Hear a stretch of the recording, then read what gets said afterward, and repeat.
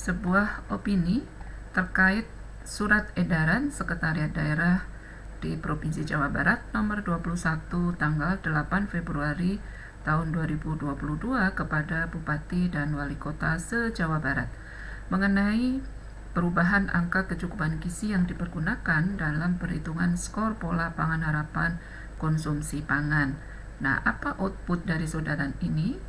Bagaimana surat edaran ini bisa menjadi dasar analisis dan perencanaan ketersediaan pangan penduduk, ditulis oleh Yayu Farida Baliwati untuk mwaworks.com. Untuk perkenalan, siapa saya? Saya adalah dosen di Departemen Gizi Masyarakat Fakultas Ekologi Manusia di IPB University, sebagai Ketua Tim Peneliti Kebijakan Food Loss and Food Waste di Jawa Barat, kerjasama dengan UNPAGE, juga sebagai tenaga ahli kebijakan ketahanan pangan dan gizi di Dinas Ketahanan Pangan dan Peternakan Jawa Barat, anggota tim pengembangan sistem informasi pangan di Jawa Barat, serta anggota tim penyusun angka konsumsi ikan Kementerian Kelautan dan Perikanan. Nah, ini adalah secara lengkap surat edaran tersebut dari Setda kepada Bupati dan Wali Kota se-Jawa Barat. Isinya adalah tentang pengertian angka kecukupan gizi, kemudian kegunaan angka kecukupan gizi, dan kemudian tentunya berapa angka kecukupan gizi, yaitu angka kecukupan protein dan tentunya juga angka kecukupan energi. Jadi surat edaran ini difasilitasi oleh Dinas Ketahanan Pangan dan Peternakan Provinsi Jawa Barat untuk ditindaklanjuti oleh dinas yang menangani ketahanan pangan, dan tentunya untuk disampaikan kepada pimpinan daerah masing-masing, Bupati dan Wali Kota se-Jawa Barat. Angka kecukupan gizi adalah suatu nilai yang menunjukkan kebutuhan rata-rata zat gizi tertentu yang harus dipenuhi setiap hari bagi semua orang dengan karakteristik tertentu yang meliputi umur, jenis kelamin, tingkat aktivitas fisik, dan kondisi fisiologis tertentu untuk hidup sehat. Angka kecukupan gizi berguna untuk banyak hal. Yang pertama adalah menyusun pedoman konsumsi pangan, menilai konsumsi pangan penduduk pada karakteristik tertentu, sampai dengan menentukan upah minimum. Nah, dua hal pertama tadi ini merupakan tujuan dari pembangunan pangan di setiap wilayah, dan tentunya itu harus menjadi indikator kinerja pemerintah daerah, dan prasyaratnya adalah ketersediaan pangan. Nah, oleh karena itu, implikasi atau output dari surat edaran tersebut adalah bagaimana kita bisa melakukan analisis ketersediaan pangan yang merupakan evaluasi penyediaan pangan penduduk untuk sehat, aktif, dan produktif sebagai prasyarat perbaikan konsumsi pangan penduduk menuju ideal yang ditunjukkan oleh skor pola pangan harapan 100. Nah, prasyarat ini atau analisis ketersediaan pangan ini merupakan indikator kinerja utama dari dinas yang menangani ketahanan pangan, dan tentunya ini menjadi indikator kinerja dari kepala dinas baik di provinsi, kabupaten maupun kota, dan itu tercantum secara formal di dalam Renstra dinas yang menangani ketahanan pangan. Nah, apa yang disebut dengan PPH, pola pangan harapan, adalah anjuran pola pangan penduduk yang ideal untuk sehat, berbasis gizi seimbang yang berasal dari aneka ragam pangan. Nah, PPH ini awalnya dicetuskan oleh FAO RAPA tahun 89 yang merupakan balance diet,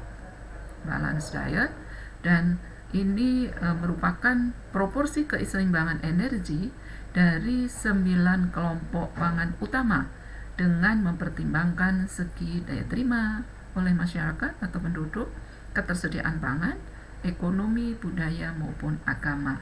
Jadi kebutuhan gizi, pemenuhan kebutuhan gizi yang berasal dari yang mempertimbangkan daya terima atau preferensi penduduk, ketersediaan pangan atau potensi pangan di suatu wilayah, daya beli maupun adat, tata nilai, dan kepercayaan agama. Nah, inilah komposisi 9 kelompok pangan yang dihitung berdasarkan pencapaian angka kecukupan energi, bukan terhadap total energi.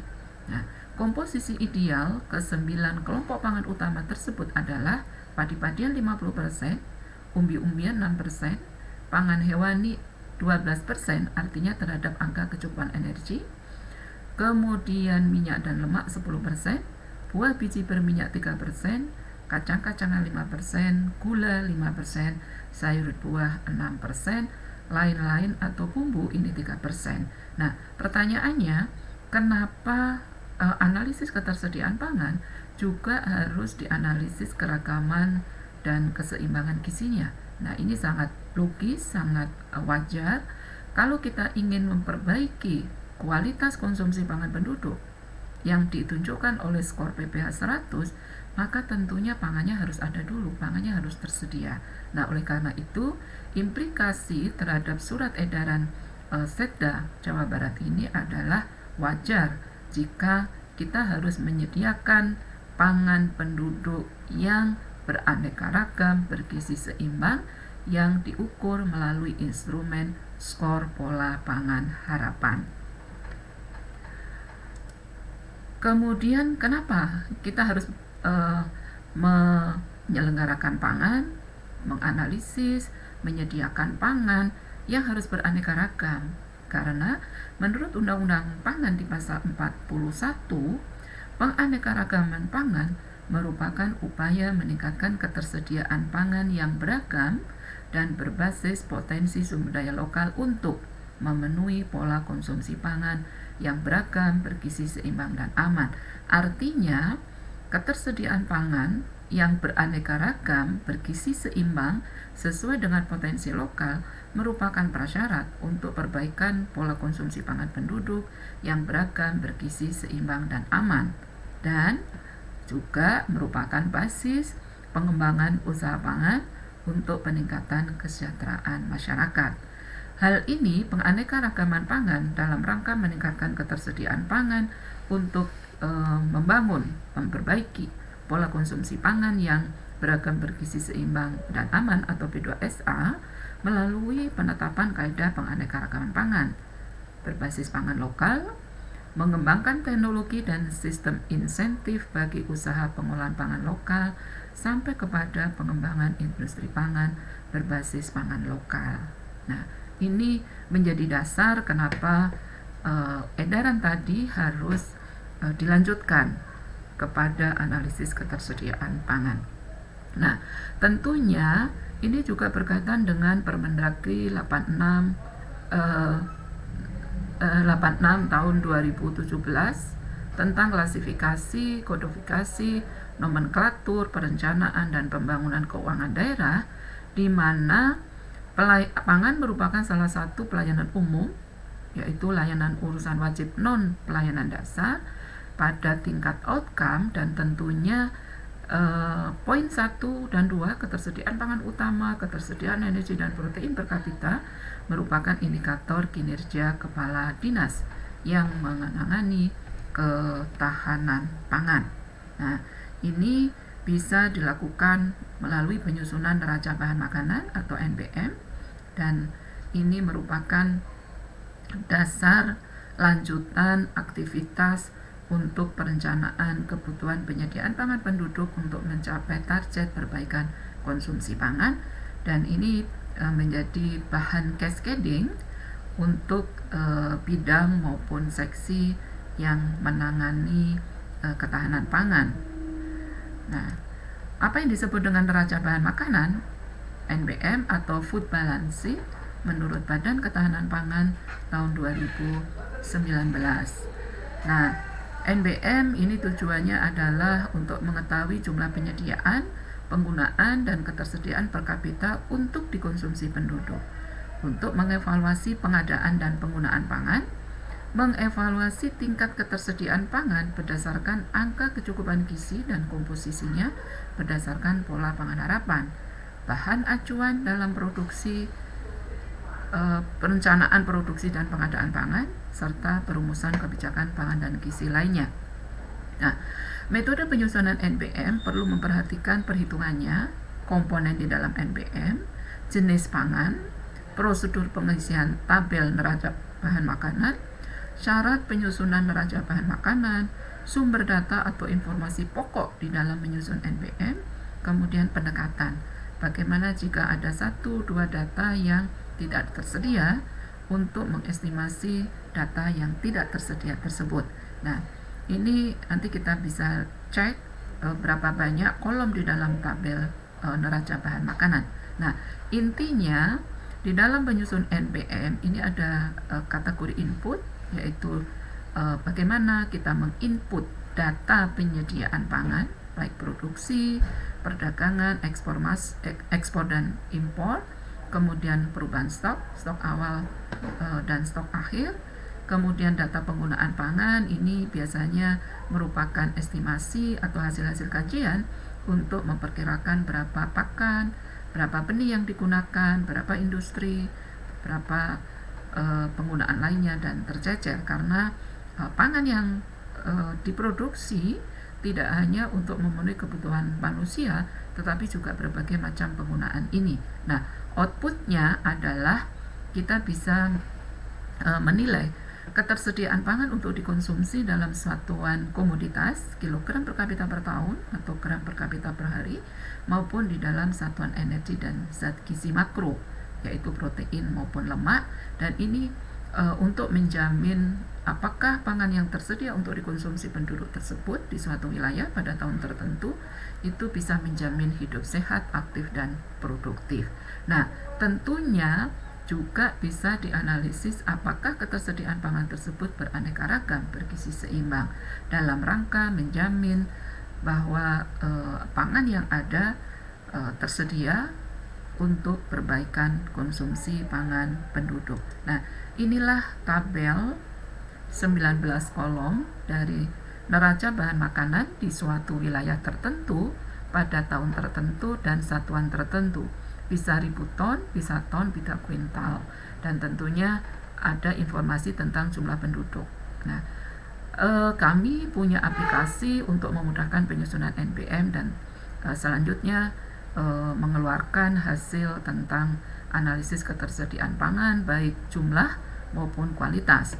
Jumlah pangannya cukup atau tidak, yaitu ukurannya energi, protein, dan lemak, dan apakah pangan yang tersedia berkualitas, beraneka ragam, bergizi seimbang, yang diukur dengan skor pola pangan harapan. Nah, inilah pemanfaatan kolom-kolom di dalam NBM untuk check up apakah pangan yang tersedia untuk dikonsumsi penduduk ini cukup atau tidak. Nah, ini berasal dari kolom 17, 18, dan 19 tentunya dibandingkan dengan angka kecukupan energi dan angka kecukupan gizi. Kemudian apakah mandiri pangan, ini kolom 2 dan 3, produksi ini dikurangi dengan pemakaian dalam negeri, apakah sekian persen pangan yang tersedia berasal dari produksi.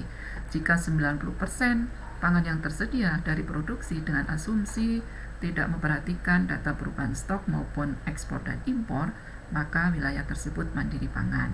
Nah, tetapi tentunya suatu wilayah sistemnya terbuka dan juga ada data tentang perubahan stok, ya. Kemudian apakah beraneka ragam, bergizi seimbang, dari kolom 17 nanti bisa kita lihat komposisinya seperti apa, dan dikalikan dengan bobot kita bisa menghitung skor pola pangan harapan.